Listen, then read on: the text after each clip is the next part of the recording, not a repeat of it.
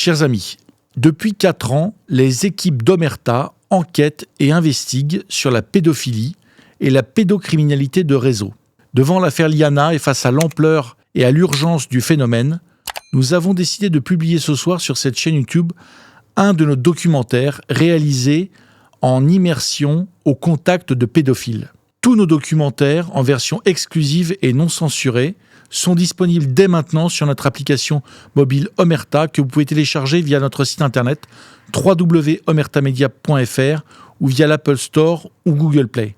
N'oubliez pas de vous abonner pour nous soutenir, car c'est grâce à votre soutien que nous pourrons produire d'autres documentaires, d'autres investigations sur ceux qui menacent nos enfants. Bon visionnage. Et un jour, je reçois un fichier particulièrement violent, une vidéo particulièrement violente. Et là, j'ai dit, faut que t'arrêtes. C'est un viol. C'est un viol, ni plus ni moins d'un jeune garçon. La vidéo, son titre, c'était Mason, mon fils. Un père qui voulait son garçon.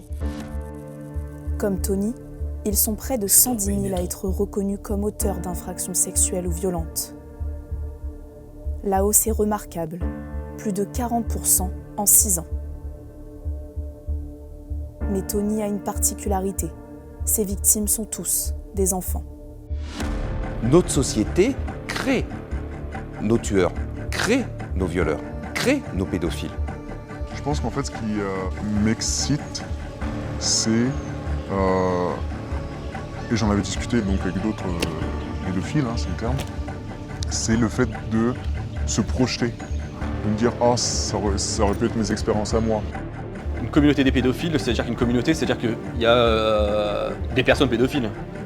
J'avais eu une affaire, un homme qui avait rencontré une femme, elle a essayé d'avoir des rapports sexuels avec lui, il ne s'est jamais rien passé. Lui, la seule chose qui l'excitait, c'était un enfant. Il voyait la couche d'une petite fille à travers sa jupe, il était très très attiré. Ça, c'est un vrai pédophile.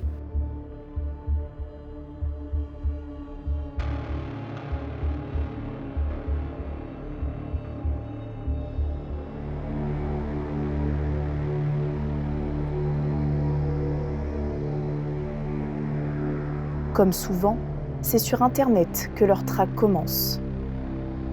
Eux, ce sont des pédophiles, des collectionneurs, comme ils aiment être appelés. Ces boys lovers, amoureux de jeunes garçons, postent sur ce forum des messages au caractère plus que douteux, à la frontière de la légalité.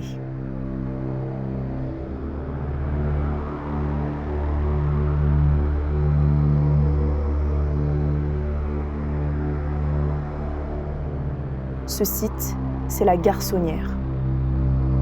Un nom évocateur dédié à un public exclusivement masculin. Et comme tout club fermé, il a ses règles, ses lois, parmi lesquelles interdiction de communiquer la moindre information qui pourrait servir à l'identification ou à la localisation des membres. Pas de message style « Vous êtes une bande de pervers ». Ces utilisateurs, à la plume aiguisée, correspondent sur des thématiques allant de la situation à Gaza au viol supposé de leur enfant.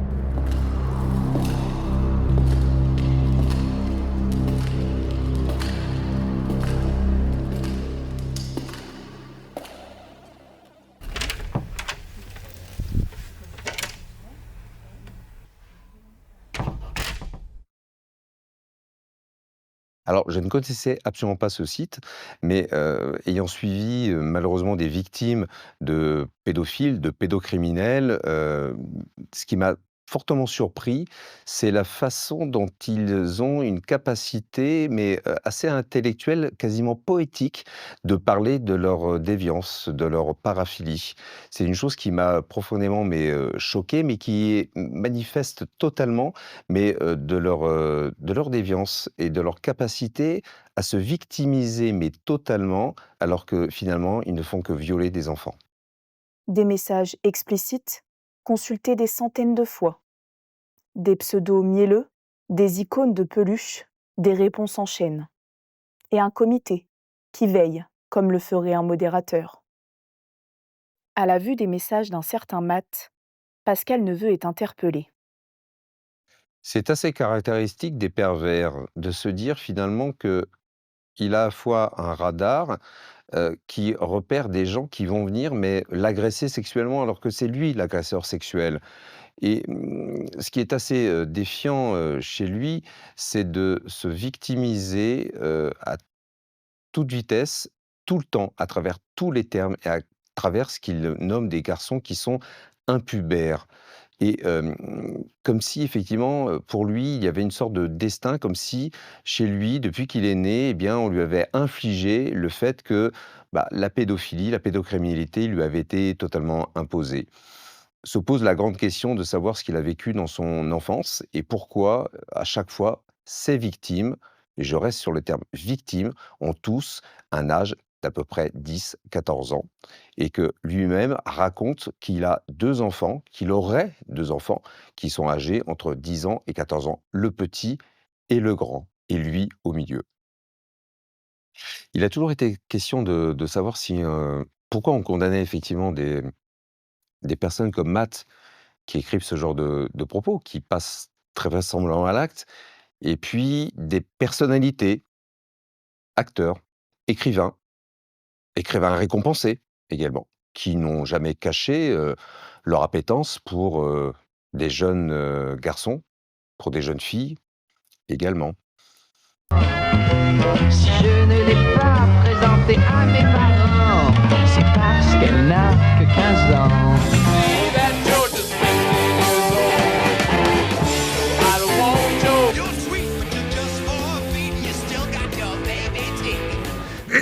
Et puis je suis obsédé par la catégorie de filles qui viennent me voir. Je vais te dire, c'est même si ça peut paraître physique, parce que bon, on me dit, bon, tu aimes les fruits verts, t'aimes les petites filles dès qu'elles ont de 15 à 18 ans, après 18 ans, c'est des vieillards, on n'en parle plus. Alors je dis, c'est un petit peu ça, et en fait, c'est le contraire. J'aime ou jusqu'à 17-18 ans, après, je commence à me méfier. On peut avoir réellement des pédophiles, des pédocriminels qui sont du registre des psychopathes, des sociopathes. Et un autre nombre qu'on ne peut pas quantifier, car le sujet est éminemment délicat, qui sont des gens qu'on peut peut-être réparer. Et on peut changer, j'en suis totalement convaincu. Mais il faut des gens qui soient formés. Et notre société française ne forme pas suffisamment nos personnels, nos institutions, parce qu'on n'a pas de budget pour ce genre de personnes, pour améliorer cette société. Notre société crée nos tueurs, crée nos violeurs, crée nos pédophiles.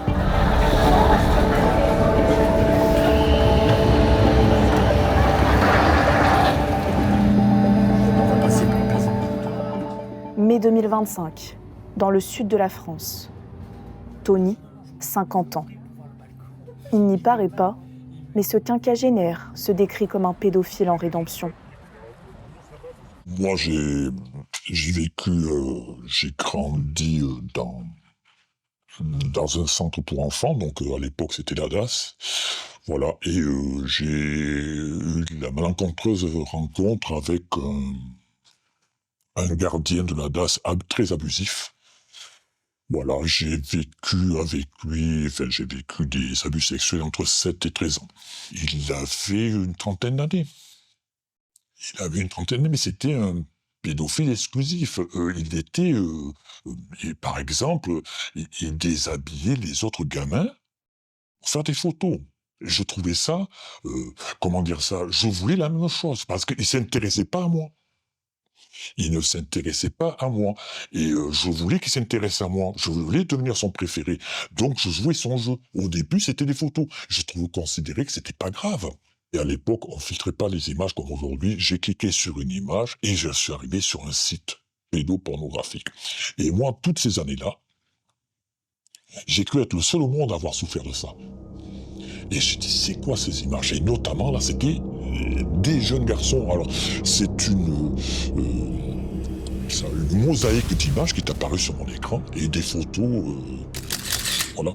J'ai dit, qu'est-ce que c'est que ça? Wow. J'ai fermé tout de suite la fenêtre, mais la graine s'est implantée là. On emmagasine beaucoup d'images, mais il y a beaucoup d'images que je n'ai jamais regardées. Elles me servaient à faire des échanges avec d'autres. C'est-à-dire que j'avais tel type de fichier, lui est intéressé, il m'envoyait son fichier qui m'intéressait, c'était ça, c'est des collectionneurs. C'est un peu comme, je vais reprendre un truc, que ça va parler un peu de tout le monde, c'est comme quand les albums Panini de football, quand on s'échange les joueurs, les gamins dans la cour d'école, c'est un peu le même principe. C'est-à-dire que tu as tel joueur, ah ben je le veux, mais je te donne ce gardien de but, moi je veux cet attaquant. C'est un peu le même principe. Et donc on est collectionneur, même si ça peut choquer, on est collectionneur. Voilà, hein, on est jeune garçon, quand le boom faisait la fellation, je prenais du plaisir. Et je retrouvais ce plaisir dans les images. Je voulais les revoir. Parce que quand je prenais le transport en commun, et je regardais les jeunes garçons, et je commençais à avoir un regard sexuel sur eux. Je regardais à travers leurs vêtements. Et un jour, je reçois un fichier particulièrement violent, une vidéo particulièrement violente. Et là, j'ai dit, il faut que t'arrêtes. Est-ce que vous pouvez nous raconter cette vidéo? C'est un viol. C'est un viol, ni plus ni moins d'un jeune garçon. La vidéo, son titre, c'était Mason, mon fils. Un père qui violait son garçon. Un matin, il rassemble tout. Ordinateur, photos, disque dur, et se livre à la police.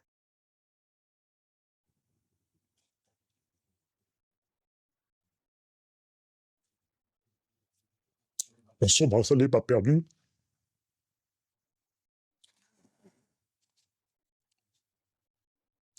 Mon avocate était confiante. Donc on est rappelé dans la salle, il était 22h30, à peu près 23h. On rentre, bon, les uns sont appelés, les autres sont appelés, 30 ans, l'autre 3 mois de vœux, et puis il arrive mon tour. Et le président, il dit, je pense que vous avez assez souffert comme ça. Vous êtes condamné, mais exempt de peine. C'est-à-dire pas de suivi socio-judiciaire obligatoire, pas de prison. Je sortais libre. Tony parle de sevrage, comme d'autres parleraient de drogue. Il dit avoir décroché, mais à quel prix? Sa pédophilie, il dit la subir.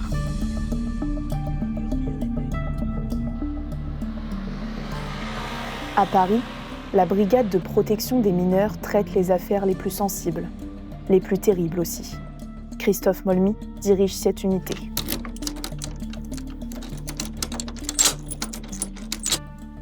Eh bien, ça, c'est la salle d'audition des mineurs victimes les plus jeunes, la salle dite Mélanie. Comme vous le voyez, c'est une salle où le mobilier est à hauteur des enfants et il n'y a pas de jouets ni de posters pour ne pas les distraire. Et ces auditions durent au maximum une demi-heure. Après, les enfants fatiguent. Ils sont dans un espace préservé, sans parents, sans interférence extérieure. Et vous voyez que sur le côté, on a une vitre sans teint, derrière laquelle se tiennent un autre enquêteur que celui qui était avec l'enfant et un psychologue qui suivent l'audition et qui la retranscrivent après. Aujourd'hui, comme on a une entrée de la consultation de la pornographie, alors ça, ce sont les associations et les psychologues qui le disent, mais je pense qu'ils ne se trompent pas beaucoup, puisque l'entrée dans ce monde-là pour les plus jeunes commence, pas pour tous, mais pour certains d'entre eux, à 8 ans.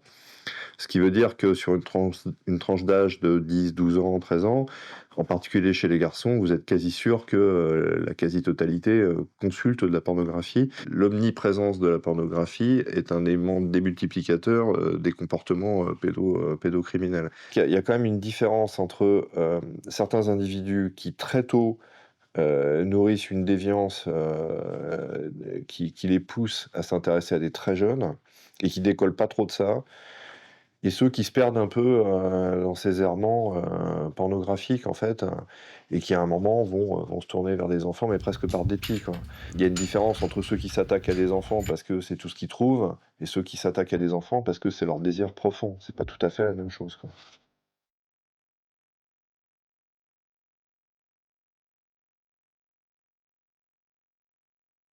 Dans la pièce d'à côté, Gaël et Justine sont enquêteurs à la brigade de protection des mineurs. Pour poursuivre les interpellations en cours, donc l'opération de proxénétisme, de lutte contre le proxénétisme. J'avais une affaire, un homme qui avait rencontré une femme qui était un peu attirée par lui. Elle a essayé d'avoir des rapports sexuels avec lui, il ne s'est jamais rien passé. Lui, la seule chose qui l'excitait, c'était un enfant. Il voyait la couche d'une petite fille à travers sa jupe, il était très très attiré. Ça, c'est un vrai pédophile. Il faut faire attention, et c'est pour ça qu'on parle de dérive, avec tous ces jeunes qui sont gavés de pornographie et qui vont reproduire ce qu'ils ont commis, mais en soi, c'est pas des mauvais, ils n'ont pas de problème à l'origine, c'est juste que c'est inadapté pour leur âge. Et on parle des garçons, mais c'est aussi un impact sur les filles. Les filles aussi, à force d'avoir vu tout ça, ont des comportements qu'elles n'avaient pas il y a 20 ans en fait. Ce qui pose, pour moi, une vraie question de notre métier d'action de police et de justice, c'est la prise en charge de ces gens-là. Parce que, évidemment, ils vont être condamnés. Ils vont, pour ceux qui passent à l'acte, partir en prison. Ils vont éventuellement, voire quasi systématiquement, avoir des injonctions de soins, de suivi thérapeutique. Mais en fait, Au final, on les sort jamais de là. Et donc, le risque de récidive, il est énorme. Et moi, c'est ça qui me pose question en tant que professionnel.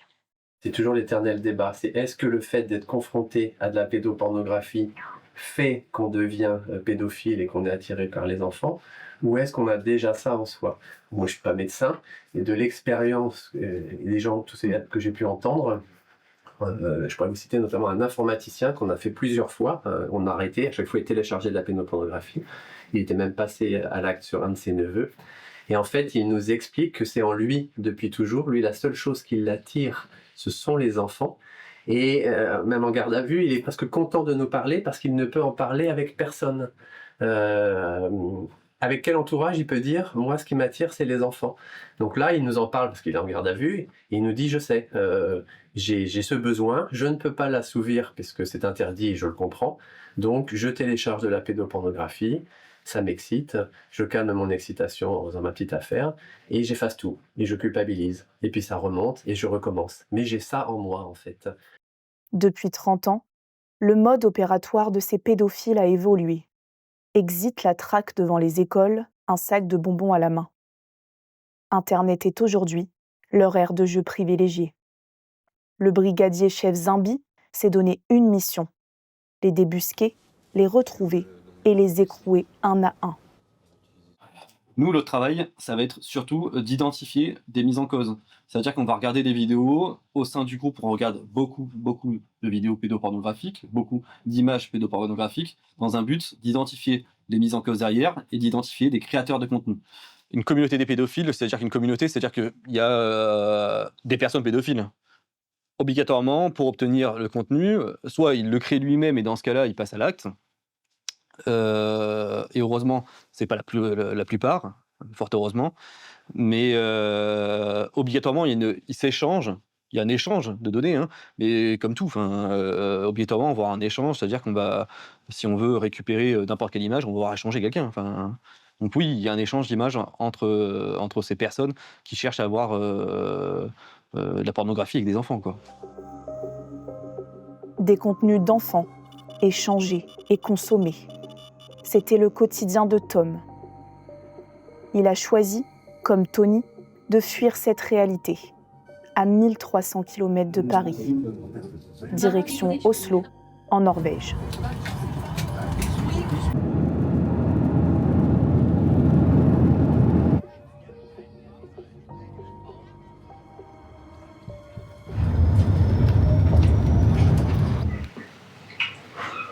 Oui.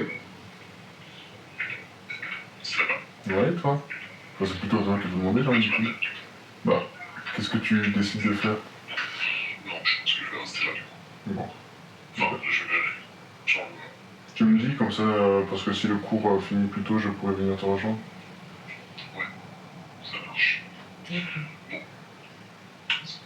Bisous. Comme beaucoup de prédateurs sexuels, ce jeune, tout juste la vingtaine, a commencé son initiation à la pédophilie sur les sites de caméras en ligne. Ces plateformes où tout peut se montrer, où personne ne sait vraiment qui se cache derrière l'écran.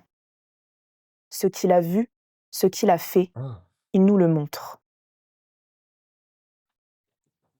C'est vraiment ça que ça ressemble, hein. Tu choisis le pays de là où t'es actuellement, ou alors dans le monde entier, puis tu vois des gens de partout, quoi. Fait que je n'active pas ma caméra. Le site ne va m'envoyer que vers des gens qui n'ont pas leur caméra. Il y aura toujours des questions du style c'est quoi tes kinks? Bon, 25, ça va. Tu préfères quoi? Perv. Perv, c'est vraiment la question que j'ai découverte plutôt récemment, en fait. Mais c'est vraiment... C'est comme te dire, tu manges italien, alors que la réponse que tu veux, c'est oui, j'aime les pâtes, quoi. C'est-à-dire qu'il n'y a pas beaucoup de réponses. On va dire que quand tu manges italien, on va dire... ce qu'on a tous en tête, c'est pizza, pâtes, éventuellement burrata. Mais alors qu'en fait, la réponse qu'on a tous en tête, c'est les pâtes. Et lui, je sais que je l'ai déjà vu, bien sûr. C'est toujours les mêmes angles, c'est toujours les mêmes caméras, c'est toujours les mêmes actions. Bon, on reconnaît vite les profils. Celui dont je parlais avec la DS 3D, il était également sur ce site. Il apparaît de temps en temps. Et là, on n'est pas coincé en Norvège. Mais j'ai juste à chercher tous les pays. Et là, je serai vraiment exposé au reste du monde.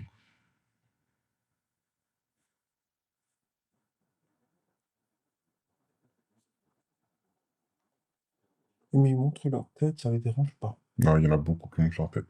En fait, j'ai envie de dire, si tu montres ta tête mais qu'il n'y a pas d'interaction sexuelle parce que tu es là pour papoter, ce serait pas un problème.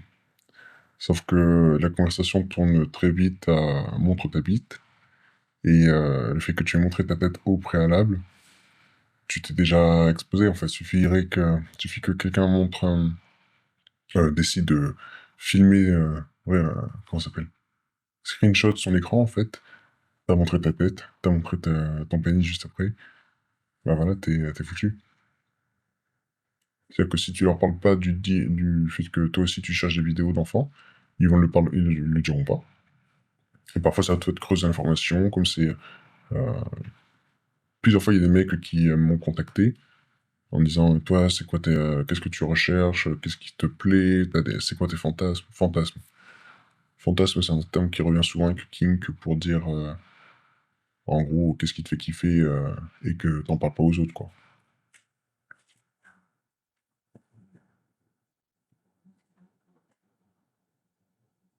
En fait, je crois que ce qui nous maintient aussi des heures sur ce site, c'est qu'à chaque fois, on essaie de trouver la perle rare.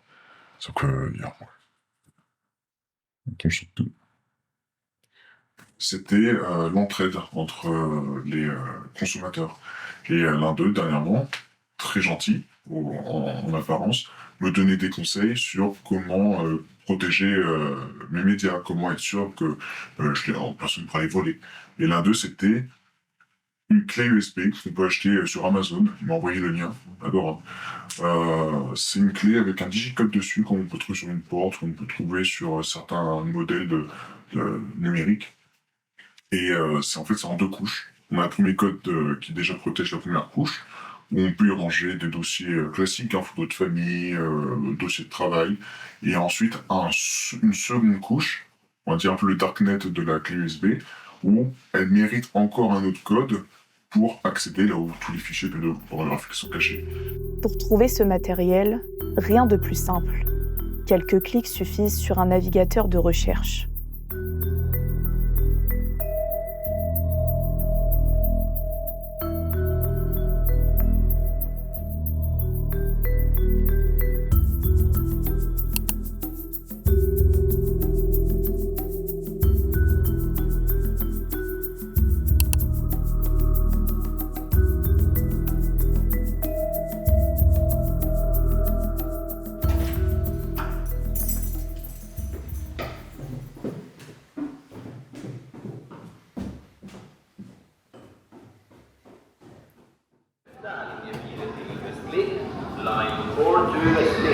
Leur espace personnel.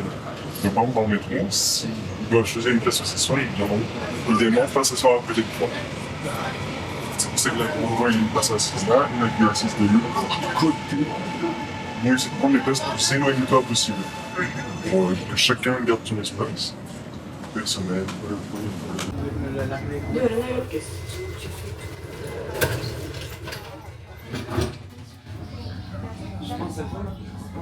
Difficile de croire que derrière ce visage juvénile se cache un consommateur de contenu pédopornographique des plus violents. Pour le plus jeune, c'était vraiment des bébés. Des bébés qui vont de peut-être quelques mois à des adolescents de 16 ans.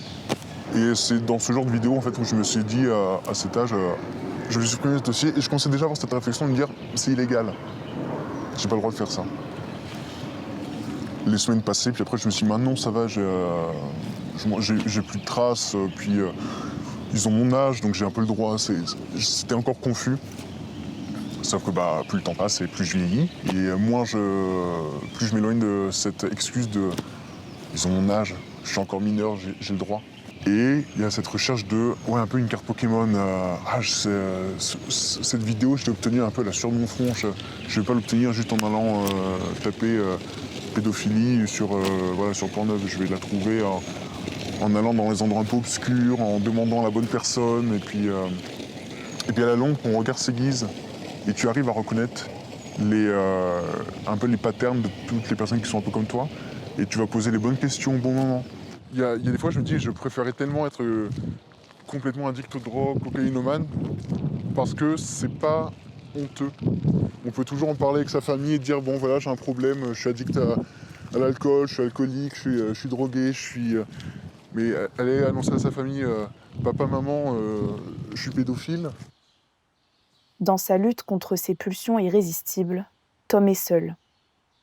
Quand ils ont su que j'étais homo, ma grand-mère elle m'a sorti, tu sais, les homos c'est comme les canapés, il y en a dans toutes les familles. Alors que ma mère me disait, ne leur dis pas, ils vont peut-être pas le prendre. Bon. J'ai été baptisé. D'ailleurs, ma mère a un dictionnaire ce jour-là parce que je m'amusais à jouer dans l'eau sainte dès que j'ai été baptisé, c'est quand j'étais à Rosé-Puny. Donc elle a gardé un bon souvenir à ce moment. Mais non, croyant, j'aimerais croire. Mais il y a trop de choses qui se passent dans le monde actuel que ça me donne envie de croire en un Dieu tout puissant et comment ça s'appelle, généreux et bon. Voilà. Je me dis mais c'est cool. J'ai du mal à y croire, j'arrive pas à y croire. Alors je suis entouré de gens qui sont ouverts au sujet. Moi ça me touche pas.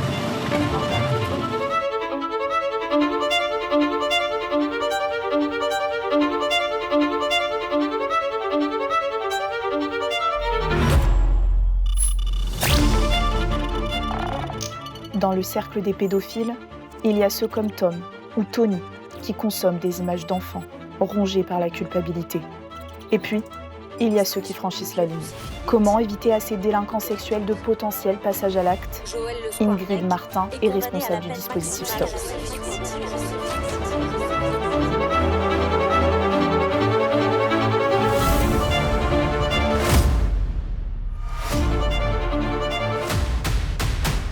Alors déjà, ce qu'est le dispositif Stop, comme son nom l'indique, c'est un service téléphonique d'orientation et de prévention.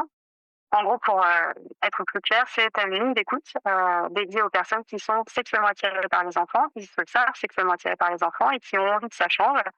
Et donc, c'est un numéro de téléphone auquel la personne peut appeler et au cours duquel elle va pouvoir rencontrer des professionnels de la santé qui vont l'aider à prendre conscience de ses difficultés et ensuite à être orientée vers des personnes qui vont pouvoir lui proposer des soins adaptés à cette attirance-là. En fait, il y a des études internationales et nationales qui montrent qu'il y a dans la population générale un certain nombre de personnes qui sont attirées par les enfants, qui ne passent pas à l'acte, mais on sait aussi que le fait d'avoir une attirance, même si ce n'est pas forcément synonyme de passage à l'acte, ça fait quand même un facteur de risque un jour d'agresser sexuellement un enfant. C'est une vraie souffrance pour les patients d'être sexuellement attirés par les enfants. C'est pas quelque chose qui le valorise, c'est pas quelque chose qu'ils mettent en avant. C'est quelque chose qui les fait souffrir. On sait aussi par des études maintenant depuis plusieurs années que potentiellement cette attirance sexuelle, elle est aussi le fruit de souffrances personnelles plutôt infantiles. Donc il y a d'un côté la pédocriminalité, c'est vraiment l'aspect veut passer à l'acte et c'est judiciaire.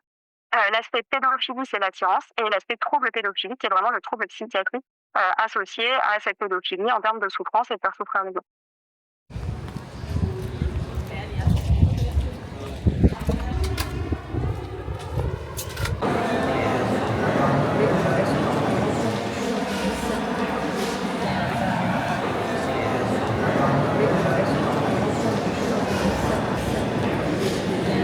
Parce que j'ai décidé de faire ce reportage, parce que sur un plan tout à fait humain, je pense que ça peut aider la cause, faire prendre conscience à certains, sensibiliser d'autres au sujet, parler du fait qu'on n'est pas seul, parce que c'est aussi un sujet, même si on rencontre des gens via Internet qui vont plus ou moins nous pousser à consommer plus, on a conscience qu'on n'est pas seul, mais en même temps, dans notre cas personnel, on a l'impression qu'on est seul dans notre tête, que personne ne peut nous comprendre, qu'il y a juste d'autres tarés comme nous.